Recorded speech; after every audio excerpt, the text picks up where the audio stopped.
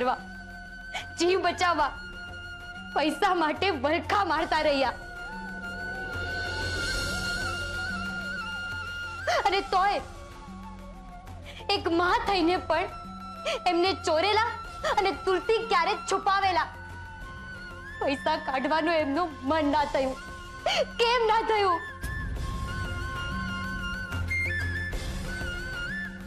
કેમ ના થયું? પણ આ સવાલ કરવાનો ને બાની હકીકત જાણ્યા પછી શું કરવું એ નિર્ણય લેવાનો સાચો અધિકાર પપ્પાનો છે.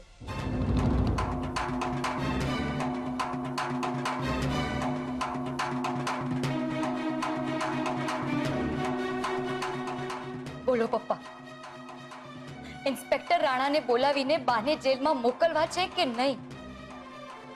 બોલો પપ્પા, શું હું ઇન્સ્પેક્ટર રાણાને ફોન કરું કે નહીં?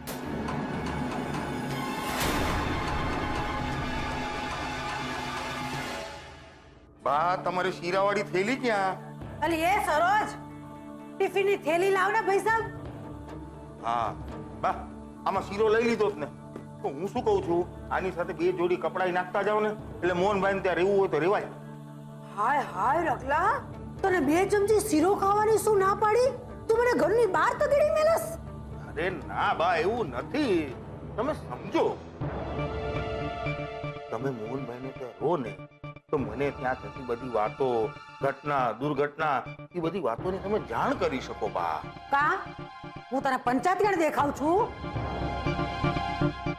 અને તારે પંચાયતનું અથાણું નાખવું છે? બા, તમે સમજતા નથી. આ માસુભાઈ નહીં, એને આપણને 150 દુકાનનો કોન્ટ્રાક્ટ આપ્યો છે, બરાબર કે નહીં? હવે એની સામે મારે એમને મોહનભાઈના ઘરે થતી બધી વાતોની જાણ કરવાની છે. હાય હાય, પણ આને તો દગો કર્યો કહેવાય ને. અરે દગો, દગાને ગુજરાતીમાં શું કહેવાય ખબર તને? ધોકો. હે, કપડા ધોવાનું. દઉં બે ધોકા દઉં?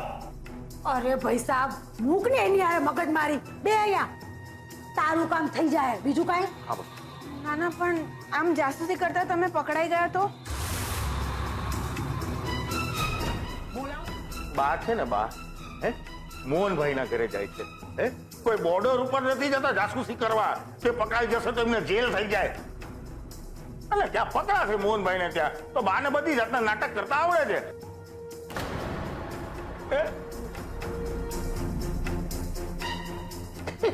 એટલે કે તમને બધી વાતોમાંથી બહાર નીકળતા આવડે છે. અરે બાની માટે આ બધું તો ચપટી વગાડવા જેવો ખેલ છે. આ એકદમ 9 વાગી ને, એમ 9 વાગે, જો આમ વાગે.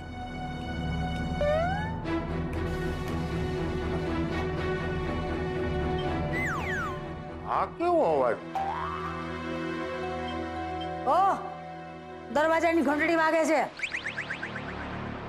હાલ હવે ઊભો થાય ને, જઈને જોઈએ કટાણે કોણ આવ્યું છે. આગી જા.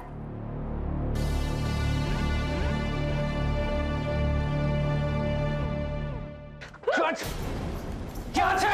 બહાર નીકળ. क्या છે રાહુલ? क्या છુપાઈને બેઠો છે કાયર? क्या છે? અરે અરે, પણ આ શું આગું કશે ભાઈ? લે, કોણ છે તું? અને આ બધી લબાડગીરી અહીંયા શું કરે છે? અને મારી બાને ધક્કા છે ને મારે તે કોનું કામ છે? તું નીકળ અહીંયા, નીકળ. એ બાબુને હાથ પર અડાડ્યો છે ને તો બોલાવ તારા દીકરાને. ક્યાં છુપાઈને બેઠો છે? હે, એને કે મારા પૈસા ખુલ્લા કરે. એ શેના પૈસા? કેવા પૈસા? મારા દીકરાનો કોલર છોડતો. મેં તો હમણાં પોલીસમાં ફોન કરીશ. એમ તો બોલાવો પોલીસને. બોલાવ ને. હું કોઈનાથી ડરતો નથી. હા, શું મોટી મોટી ટોપીઓના નંબર મારા ફોનમાં છે, એટલે આવી બધી ધમકીઓ મને નહીં આપવાની. સમજી ગઈ ડોશી? હા બાબા, જો ભાઈ, તમે જરા આ બંદૂક નીચે મૂકો ને. જો તમે કોણ છો અને કયા પૈસાની વાત કરી રહ્યા છો, અમને કાંઈ ખબર નથી. હું શું કહું છું, તમે જરા શાંતિ રાખો ને. તમે અંદર આવો, શાંતિથી બેસીને વાત કરીએ ને. એની ક્યાં ના છે, પણ તમારો રાહુલ શાંતિની ભાષા સમજે છે જ ક્યાં? એ શાંતિનો દૂધ છું તું? ના, તું તો ડાકુની જેમ ઘરમાં ઘૂસી ગયો અને લમડે બંદૂક કરી દીધી. શાંતિની વાત કરસ તો શું કરું? હે, આ તમારો રાહુલ કેટલા દિવસથી આજે પૈસા આપું, કાલે પૈસા આપું એમ કહીને કોણીએ ગોળ ચિપકાવતો ફરે છે.